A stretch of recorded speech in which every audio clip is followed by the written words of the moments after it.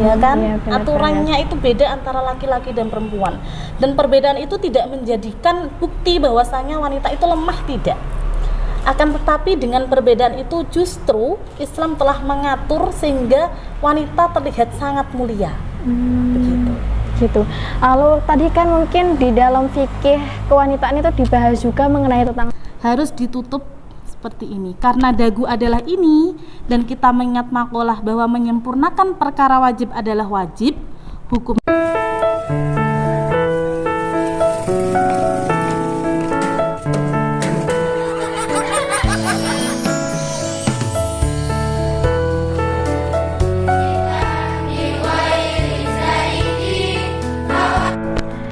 Assalamualaikum teman-teman.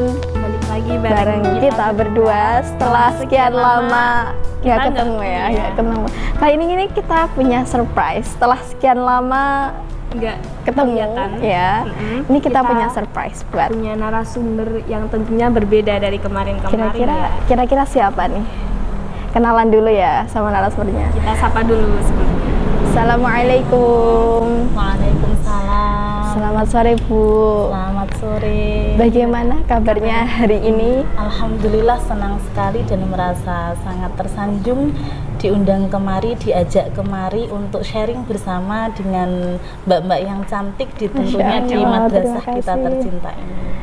Alhamdulillah. Sebelum lebih lanjut lagi membahas podcast kita hari ini, lebih baiknya kita mengenal narasumber kita dulu ya. betul. Mungkin Ibu bisa memperkenalkan diri kepada teman-teman semua yang ada di rumah. Mungkin Baik, belum kenal.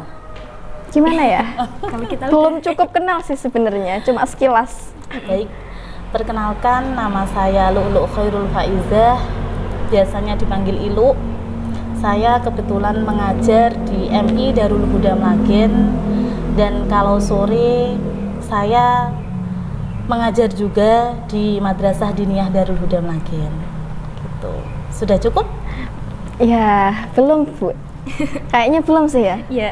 Apa lagi yang ditanyakan? Ya, nah itu mungkin keseharian Bu Ilu atau organisasi yang pernah diikuti, mungkin pendidikannya bisa di-spill ke teman-teman semua biar pada tahu. Semuanya. Kalau pendidikannya, dulu saya mondok. Bukan dulu, saya seorang santri dari pondok pesantren di Kediri, Al-Falah Ploso Kediri. Kalau ada yang tahu, Assalamualaikum, ayo kita mondok ke sana. Setelah lebih dulu kita mondok di Mlagen ini. Setelah kita sekolah di MA atau MTS, bahkan MI Darul Huda ini. Begitu. Dulu saya mondok pernah di Suci Gresik juga, tapi hanya setahun. Kemudian saya kembali lagi ke Ploso, dan pada akhir tahun 2013 saya nikah dengan salah satu guru di MI Darul Huda Mlagen, dan sekarang saya mengabdi atau khidmah di MI Darul Huda Mlagen. Alhamdulillah. Kalau organisasi yang saya geluti tidak jauh dari yang dikatakan oleh guru saya bahwasanya kamu harus khidmah di NU, dan alhamdulillah sekarang saya khidmah di Fatayat NU. Gitu. Kalau boleh tahu Ibu ini sekarang tempat tinggalnya di mana? Tempat tinggal saya ikut suami, alhamdulillah, tapi tidak jauh dari sini di Desa Megal. Ayo mampir ke sana kalau lewat. Untuk mampir di rumah saya, nanti silahkan ambil sawo sendiri karena kebetulan ada pohon sawo besar di depan rumah saya. Bolehlah kapan-kapan kita mampir ambil sawonya Boleh, ya. boleh. Terus langsung aja setelah perkenalan kita, mungkin cukup ya? Cukup apa belum Mbak? Cukup. Oke, ini pembahasan kita kali ini hari ini apa ya? Ya, Tentang seputar fikih kewanitaan. Oke, langsung saja. Ini saya mau nanya nih. Menurut panjenengan, kenapa fikih wanita itu penting untuk dipelajari itu kenapa? Kalau boleh tahu. Mbaknya wanita? Ya, saya wanita. Wanita? Iya. Penting tidak menurut panjenengan? Penting sekali. Iya, mengingat memang apapun yang kita lakukan harus sesuai dengan ilmu. Mengapa kita seorang wanita itu penting untuk belajar fikih wanita? Karena fikih wanita itu merupakan ada erat kaitannya dengan keabsahan ketika kita beribadah, utamanya saat sholat. Kalau kita seorang wanita tidak tahu tentang fikih wanita itu sendiri, kemudian bagaimana kita bisa yakin dengan ibadah kita sah atau tidak.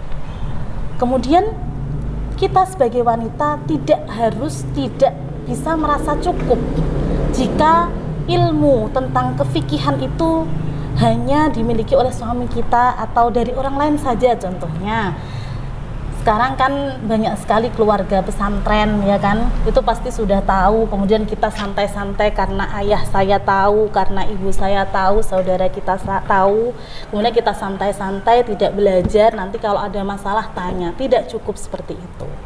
Mengapa? Karena kita yang mengalami.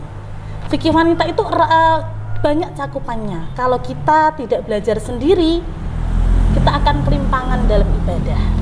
Itu menurut saya. Terus ini apakah seorang laki-laki juga penting untuk mempelajari fikih wanita ini, penting atau enggak Bu menurut? Pastinya penting, karena seorang laki-laki nantinya akan menjadi seorang suami, nantinya akan menjadi seorang ayah, di mana suami itu memang berkewajiban untuk menanggung semua tentang istrinya, tentang anak-anaknya. Apalagi jika seorang suami tadi istrinya kurang memahami, maka kewajibannya untuk memahami. Oleh karena itu, sebelum jenengan memiliki istri, bagi para lelaki, bagi para siswa-siswa MI Darul Huda atau MA atau MTS para lelaki, ayo kita pelajari fikih wanita walaupun kita tidak mengalami. Karena apa? Suatu hari nanti akan punya anak perempuan, suatu hari nanti akan punya istri perempuan. Begitu. Gitu ya. Jadi ini sama pentingnya bagi laki-laki juga penting banget. Cukup cuma suami yang memahami ya Bu ya? Gak cukup, wanita juga harus. Masa? Kita bayangkan saja ketika kita akan sholat, ya kan, misalnya kita dulunya cuek, tidak mau belajar fikih wanita, kita akan sholat nggak tahu, ya kan. Nah, masa harus tanya dulu sama suami ini gimana, setiap A sampai Z kita tanyakan. Ya nggak apa-apa, tapi kan kita sebagai seorang harus punya kualitas juga. Karena apa? Kita juga merupakan madrasah ula bagi anak-anak kita. Anak-anak kita bagaimana tergantung kita seorang ibu, gitu. Jadi namanya madrasah, ya kan? Namanya madrasah itu guru-gurunya harus berkualitas. Jika gurunya tidak berkualitas, maka yang dididik juga tidak akan berkualitas. Karena itu juga anak kita sendiri, kita juga ingin yang terbaik untuk anak kita, maka kita harus menjadi wanita yang berkualitas. Ini mengandung pesan-pesan buat wanita-wanita ya, jadilah wanita yang berkualitas ya. Nah, karena fikih kewanitaan ini kan sangat penting untuk dipelajari nih Bu. Itu mulai dari kapan sih kita belajar tentang fikih kewanitaan ini? Kalau masalah ilmu minal mahdi ilal lahdi, ya kan, kewajibannya mulai dari lahir sampai liang lahat. Akan tetapi yang sangat perlu khususnya di fikih wanita itu sebenarnya anak-anak usia 7 tahun itu sudah harus diberi pendidikan atau pengetahuan tentang fikih wanita. Fikih wanita itu kan erat kaitannya dengan haid, erat kaitannya dengan tata cara sholatnya wanita, erat kaitannya dengan munakahah, dengan nifas, istihadah dan lain sebagainya. Oleh karena itu, anak-anak itu harus segera diberi pendidikan. Khawatirnya usia minimal haid itu kan 9 tahun kurang 16 hari, ya kan? Kalau tidak segera diberi pendidikan, ketika umur 9 tahun kurang 9, dia akan bingung ketika keluar darah dari farjinya. Dia akan nangis, tidak tahu. Kalaupun dia tahu dan diberi pengetahuan ketika itu, dia akan menjadi anak yang belum siap. Sehingga padahal ketika dia keluar darah pertama kali, ketika itu juga dia menerima beban yang sangat berat, yakni berupa kewajiban dalam menjalankan syariat Islam. Oleh karena itu penting sekali kita belajar fikih wanita, utamanya seorang ibu. Kembali lagi ke wanita tadi, jika tidak tahu, dia akan ikut nangis ketika anaknya mengalami keluar darah pertama kali, karena juga tidak tahu. Kalau nangis, kalau misalnya yang ayahnya juga tidak akan ikut nangis juga. Masa satu keluarga nangis? Sama-sama nggak tahu. Sama-sama nggak tahu. Nanti siapa yang bisa ditanya ya? Nah, menurut panjenengan sendiri ini apa sih pengertian dari fikih kewanitaan itu? Banyak sekali qaul-qaul yang menerangkan tentang pengertian fikih wanita. Tapi bisa kita tarik kesimpulan bahwa fikih wanita itu adalah kaidah-kaidah amaliyah dalam menjalankan syariat. Apapun itu, sholat ada kaidahnya sendiri, baik itu laki-laki atau perempuan. Munakahah, pernikahan wali bagi wanita juga ada sendiri, ya kan? Kemudian muasyarah, hubungan suami istri agar harmonis juga ada sendiri tata caranya. Dan semua itu telah diatur secara sempurna dalam Islam. Jadi apapun yang kita alami ini sebenarnya sudah ada aturannya dalam Islam, dan itu menjadikan kita semakin mulia di hadapan Allah, menjadikan kita mudah dalam melakukan semua hal, karena harusnya kita ini melakukan apapun dengan ilmu. Jangan sampai kita melakukan apapun tidak berdasarkan ilmu. Dina setuju tidak? Setuju banget. Masa kita nanti melakukan sesuatu tanpa ada dasarnya kan ya gimana ya? Kalau ini Bu, setelah itu kalau boleh tahu apa saja sih yang dibahas dalam fikih kewanitaan itu? Banyak sekali. Fikih wanita itu mencakup banyak hal. Jenengan sebagai wanita mulai dari kecil, ya kan? Yeah. Cara berpakaiannya, auratnya ditutupi antara laki-laki dan perempuan sudah beda, ya kan? Yeah. Pendidikannya, cara duduknya, cara bicaranya sudah beda, ya kan? Tugas-tugas kita, apalagi kita ini di negara Indonesia, di tanah Jawa yang sangat menjunjung tinggi adab, ya kan? Lepas dari ilmu fikih itu juga beda, ya kan? Seperti saat kita pernikahan, kembali lagi yang menjadi wali nikah kita juga beda, ya kan? Iya, Aturannya itu beda antara laki-laki dan perempuan, dan perbedaan itu tidak menjadikan bukti bahwasanya wanita itu lemah, tidak. Akan tetapi dengan perbedaan itu justru Islam telah mengatur sehingga wanita terlihat sangat mulia, begitu. Gitu. Lalu tadi kan mungkin di dalam fikih kewanitaan itu dibahas juga mengenai tentang sholat. Nah, saya ini pernah mendengar satu hadis yang seingat saya itu artinya itu tentang menerangkan tentang jika sholat fardu atau sholat 5 waktu itu bisa menghapus dosa-dosa kita, Bu. Nah, itu maksud dari hadis itu sendiri itu bagaimana kalau bisa tahu? Mungkin yang jenengan maksud adalah hadis yang diriwayatkan oleh Imam Bukhari, Yeah. as-sholawatul khamsu yamhullahu biha al-khotoya. Yeah. Sholat 5 waktu Allah ya dengan sholat 5 waktu itu bisa menghapus dosa-dosa. Itu memang benar sekali. Tentunya sholat 5 waktu bisa menghapus dosa jika dilakukan dengan baik dan benar sesuai dengan syariat Islam, gitu. Jadi tata caranya pun beda antara laki-laki dan perempuan, gitu. Dan pengen tahu nggak apa saja perbedaannya? Ya, sepertinya pengen tahu banget nih, apa sih perbedaannya dalam sholat antara laki-laki dan perempuan itu apa aja? Ya, betul. Karena saya juga melihat jenengan ingin tahunya tinggi ya. Insya Allah. Alhamdulillah. Bangga sekali dengan siswa-siswa MA ya, MA Darul Ya, Huda. kami juga bangga punya seorang guru seperti panjenengan. Bangga sekali. Terima kasih. Padahal saya masih banyak kekurangan. Begini, perbedaannya yang pertama bisa kita lihat dari segi aurat. Auratnya laki-laki dan perempuan itu beda. Iya. Kalau laki-laki bainas surrah warubah, sesuatu di antara pusar Sampai lutut. iya. Iya. Betul. Nah, jika sholatnya laki-laki itu sudah menutupi bainas surrah warubah, ma bainas surrah warubah, itu sudah sah, Iya. terlepas dari etika. Jadi seorang laki-laki sholat memakai sarung dari dada sampai ke bawah, yang penting ma bainas surrah warubah itu sudah tertutupi, sudah sah. Akan tetapi kembali lagi, karena kita berhadapan dengan Allah, etika harus kita jaga. Mengingat Allah suka keindahan, kerapian. Nah, kita ketika sholat, laki-laki juga harus berpenampilan rapi, berpenampilan indah, wangi, seperti Iya. itu. Sedangkan perempuan ketika sholat, auratnya itu seluruh tubuhnya. Pasti dia sudah pernah mendengar ya, Iya. seluruh tubuhnya kecuali wajah Dan dan kedua telapak telapak tangan. Nah, berarti untuk menutupi itu kita menggunakan mukena kalau di Indonesia. Iya. Kalau di negara-negara lain bisa jadi bukan mukena yang kita pakai sekarang ini, bisa jadi jubah kemudian besar, macam-macam. Tapi alhamdulillah kita berada di Indonesia, kita sudah dibiasakan untuk menggunakan mukena. Nah, sekarang coba mukena pun sendiri itu bermacam-macam. Yang pasti mukena itu harus sesuai dengan tata cara yang benar pemakaiannya.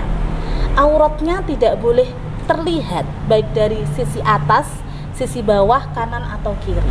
Mungkin bisa kita praktekkan ya Iya, memakai mungkin mukena. biar makin jelas ya buat teman-teman yang ada di rumah biar tahu sekalian.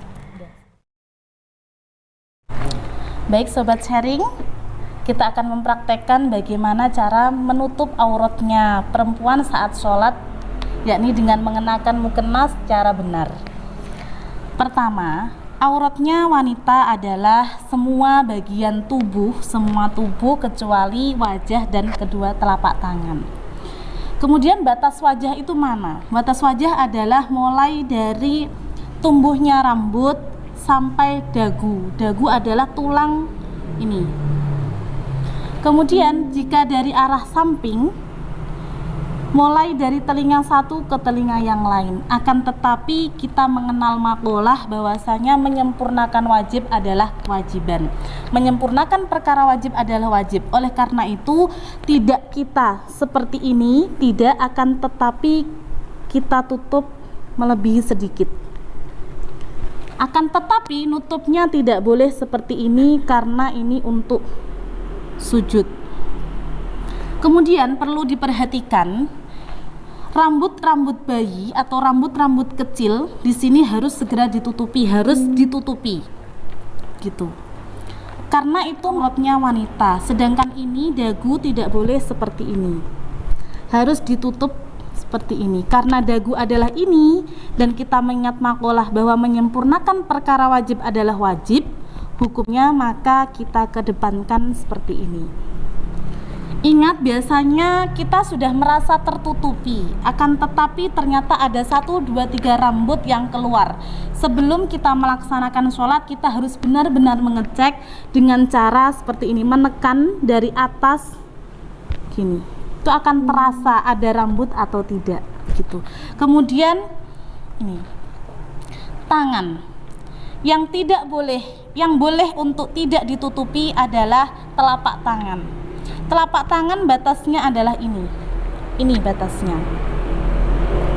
Jadi karena menyempurnakan perkara wajib adalah wajib, ini ditutupi ke dalam, ke atas sedikit. Ini mukenanya sudah menutup ya. Tidak boleh yang longgar. Khawatirnya jika menggunakan mukena yang tangannya longgar, ketika takbir itu akan ke bawah seperti ini. Ini tidak bisa. Jadi harus dipastikan bahwasanya mukenanya tidak longgar. Sedangkan ini kelihatan tidak apa-apa karena yang disebut epek-epek yang disebut dengan telapak ini merupakan telapak tangan dohir dan ini adalah batin. Tidak apa-apa, yang penting tidak pada batas ini, begitu. Adapun ketika sholat, auratnya tidak boleh terlihat dari sisi atas, bawah, samping kanan atau kiri. Jadi usahakan untuk menggunakan lebih amannya menggunakan mukena yang terusan seperti ini. Ini tidak terlihat. Dan pastikan mukenanya tidak cingkrang karena ketika ruku, ketika sujud itu dikhawatirkan telapak kaki kita akan terlihat.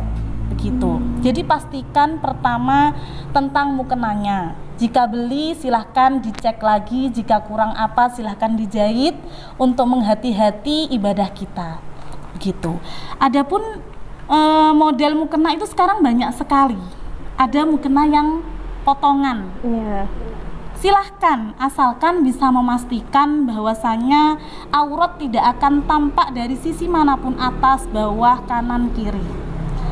Akan tetapi karena kelonggaran dari mukena potongan itu mengkhawatirkan aurat leher atau lengan kita itu terlihat, gitu. Jadi boleh saja asalkan dalam sudah kita tutupi, baik dengan seperti ini, mungkin baju kita panjang atau kita menggunakan seperti apa ya namanya, Handsock. Iya, handsock seperti itu, dan kita dalam leher ini sudah tertutup, tidak masalah menggunakan seperti itu. Akan tapi jika kita menggunakan baju pendek ini juga terlihat, hati-hati menggunakan mukena yang potongan, begitu. Tapi saya sarankan untuk lebih amannya tetap menggunakan mukena yang terusan, begitu. Yes. Ya, sudah jelas ya teman-teman tentang penggunaan mukena yang benar bagi perempuan.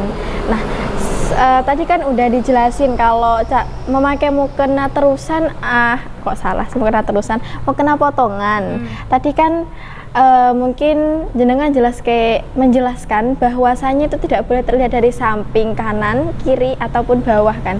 Kalau kita memakai mukena yang potongan, tentunya ketika mungkin takbir akan terlihat dari bawah, itu gimana Bu? Nah, solusinya tadi sudah saya katakan bahwasanya boleh menggunakan mukena terusan, tapi pastikan bahwa aurat itu tidak terlihat. Jika memang mengharuskan adanya mukena, hanya itu mungkin kita dari bepergian kemana tidak membawa mukena, kemudian berhenti, kan biasa seperti berhenti di salah satu masjid adanya mukena potongan, tidak apa-apa. Akan tetapi pastikan bahwa aurat yang di dalam tidak terlihat dari sisi manapun. Bisa dengan cara mungkin kita sebagai perempuan harus selalu siap sedia handsock lah, itu harus selalu siap. Kalau nggak gitu baju kita harus pastikan untuk menutupi, dan ketika gini tidak terangkat. Jadi ketika mukena potongan itu kita takbir, caranya bukan seperti ini, walaupun mengangkat tangan tidak wajib, tidak bisa kita seperti ini. Biasanya kan nggak bisa, tetap menggunakan sempurnanya takbir, tetap seperti ini. Begitu. Gitu. Jadi kalau kita seperti ini, khawatirnya kan terlihat. Kemudian pastikan aurat di leher itu juga tertutup. Jadi kalau menggunakan mukena yang potongan, usahakan memakai inner atau memakai jilbab biasa gini. Kemudian bisa kita silangkan agar dia juga tidak ikut terbuka, bisa kita silangkan atau bagaimana caranya. Yang penting aurat dalam tidak terbuka, tidak terlihat dari sisi manapun. Kalau seandainya dia memakai kaos pendek mungkin tidak menutupi auratnya secara sempurna, itu sah atau enggak Bu salatnya? Bisa kita simpulkan karena memang harus tidak boleh terlihat yang namanya aurat dari sisi manapun. Kalau terlihat berarti kebalikannya, hukumnya berarti tidak sah. Nah, seumpama gini Bu, tadi kan nggak apa-apa pakai inner yang sampai sini tuh loh, pasti kan nggak pakai jilbab.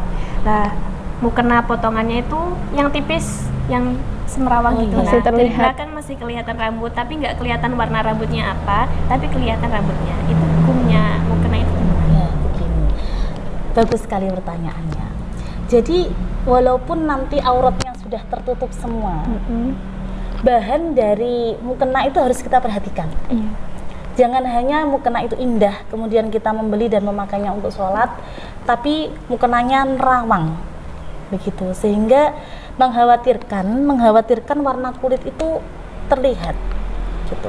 Ukuran mukena yang boleh digunakan bahannya itu ukurannya, patokannya adalah ketika kita berdialog seperti ini. Jarak paling berdialog kan seperti ini ya, cukup dekat. Itu tidak terlihat warna kulit kita. Itu boleh digunakan. Seperti itu. Kadang kan ada mukena yang bordir.